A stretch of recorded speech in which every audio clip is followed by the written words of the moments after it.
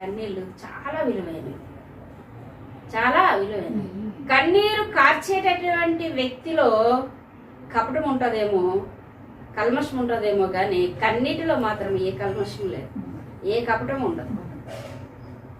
కన్నీరు కార్చే మనిషిలో కపటం ఉండొచ్చు, కానీ కన్నీటిలో కపటం ఉండదు.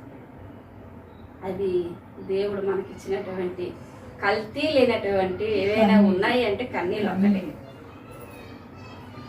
తల్లి పాలు బిడ్డకు పెడుతున్నప్పుడు ఆ తల్లికి ఏదైనా జబ్బు చేస్తే ఆ పాలు కూడా పెట్టద్దు అంటారు, కానీ కన్నీటిలో మాత్రము ఈ రోజు వరకు ఏ దోషము లేదు. అందుకే నేను అనుకుంటా ఎన్నోసార్లు, ప్రభా అందరూ అన్ని రకాలుగా మన కన్నీరు కార్చక్కర్లేదు, మన సంతోషంగా ఉండాలా. సూర్యం అనుకుంటా వీళ్ళేంటి క్రైస్తవులు కన్నీరు కారుస్తారని అనేక మంది విమర్శిస్తున్నారు. మాకెందుకు కన్నీరు కార్చమని చెప్పినామంటే, మన దగ్గర నుంచి దేవునికి కలుషితము లేనివి, కల్మషము లేనివి ఏవైనా ఉన్నది అంటే అది కన్నీళ్ళు ఒక్కటే.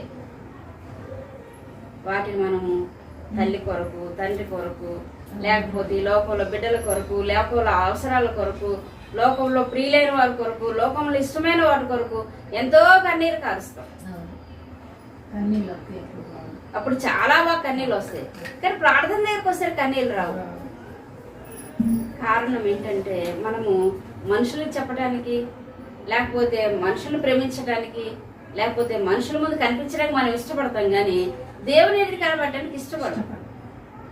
అది ఇందాక చూసాం కదా, మనం ఏదైతే ఇష్టంతో చేస్తామో దాంట్లో కష్టం ఉండదు. ఇప్పుడు దేవుని ఇంటికి వచ్చి కన్నీరు కార్చాలా, ప్రార్థన చేయాలంటే కష్టమే, ఎందుకంటే అది ఇష్టం ఉండదు కనుక.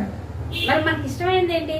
మనుషుల దగ్గరికి తొందరగా మనిషి దగ్గరికి వెళ్తా, నా బాధ ఇది, నా పరిస్థితి ఇది, నేను ఎట్లున్నాను, నన్ను ఎందుకు మీరు దృష్టించట్లేదు.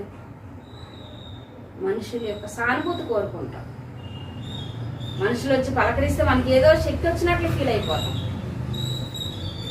మనుషులు వచ్చి నేనున్నాను, నీకేం భయం లేదంటే కొండంత అండ అనుకుంటాం.